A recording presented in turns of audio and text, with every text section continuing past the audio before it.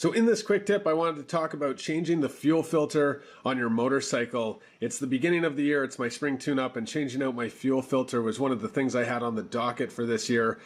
This one's been actually in here for 2 seasons. I could probably get another one out, but because it's so cheap and easy to change this fuel filter out, I wanted to get it done with. You can see right here I've got my brand new Kawasaki fuel filter ready to go. And it's always important to change these out, especially like on this bike, you've got the reserve channel. If you're used to using that reserve channel, or you, like some people I know, run the bike on the reserve channel all the time, it's also important to change it out regularly for that reason. The way that the reserve works is that you've got 2 lines here. You've got your line in, and then you've got your reserve line here. And up in the tank, you've got 2 inlets. One's a little bit higher up, the other one's a little bit lower down. And so when you switch from the normal channel to the reserve channel, you're essentially pulling gas in from that lower channel. And on the normal channel, you're pulling in nice clean gas from higher up in the tank. But the problem with using the reserve channel is that you're pulling gas in from much lower in the tank. And that's where all the crap collects up in your tank. So when you get a little bit of water in there, you get a little bit of dirt in there, you get a little bit of gunge in there, it all sinks to the bottom. If you've ever seen oil or gas on a lake, you'll notice that it floats to the top because it's lighter than the water. Same thing in your gas tank. So all that water, all that junk will sink to the bottom of your tank. So if you use your reserve line regularly, or you're somebody like a few people I know that tend to run the bike on the reserve channel all the time, it's extra important to make sure that you get that fuel filter changed on a regular basis. So you can see my fuel filters in there. I've already loosened off the cockshut valve, just 2 bolts right there that come right off. There's the fuel filter in there.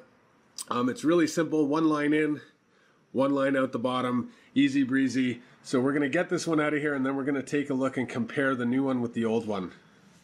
So now we have our fuel filter out. As you can see, it's a little bit darker, it's a little bit more yellow.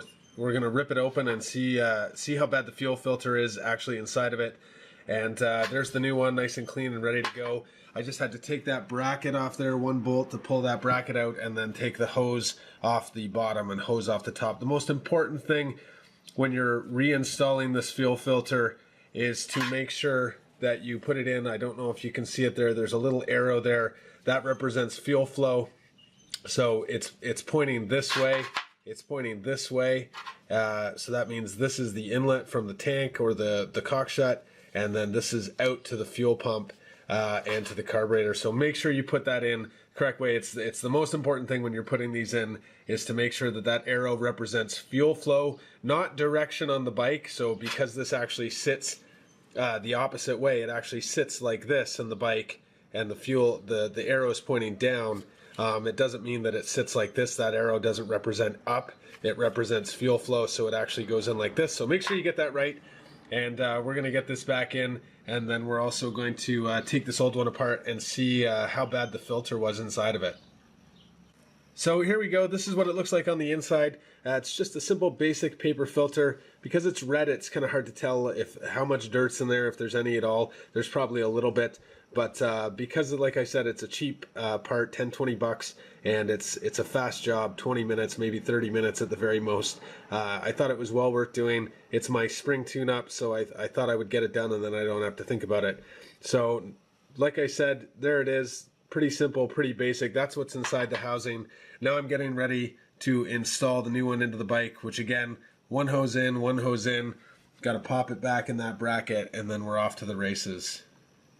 So there we have it, everything's back together. The fuel filter's in, it's facing the right direction with the proper arrow direction. Both the lines are back on, both the lines are clamped, everything's hooked back up.